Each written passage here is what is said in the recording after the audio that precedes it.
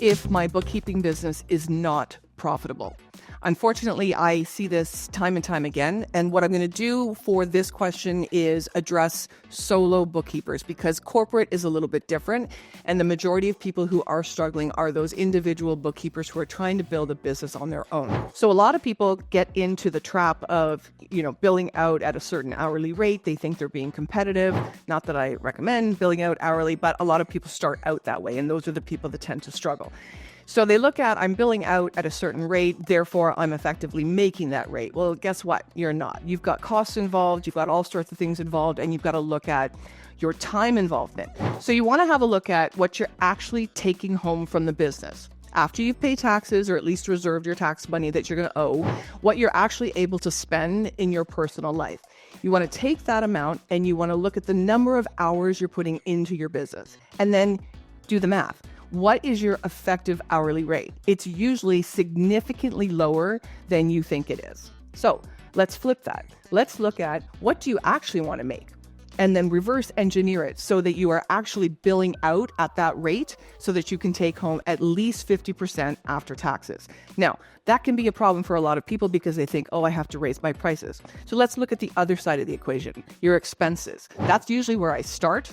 Looking at the expenses first, you want to make sure that you are not having too high of a tech stack. You're not having things that overlap, like maybe you've got different apps that actually do similar things. Maybe you can condense it down to one app. You want to look at subscriptions, even just your QBO or Xero subscriptions. Are you including that in the fees that you're charging to your clients, or are you absorbing that cost? Those are things we can't get away from, but we want to make sure that we are incorporating that into the rates that we're charging to our client. Along with those expenses, you want to look at things that you have that are they necessary to the operation of your business, or are they just nice to have? If you're not profitable, the first thing you need to do is get really, really lean on your expenses.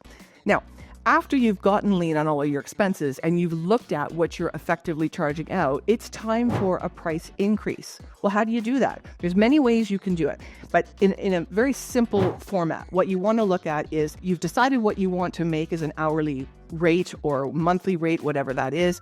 Take your clients, prorate the amounts, and do the increase that way.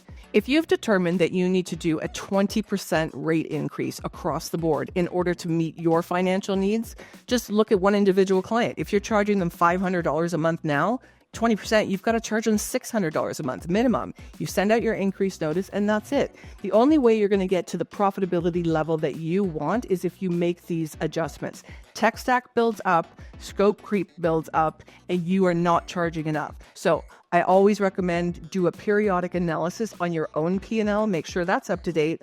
Always be aware of your numbers, and remember that every dollar that goes out of your business is one less dollar in your pocket.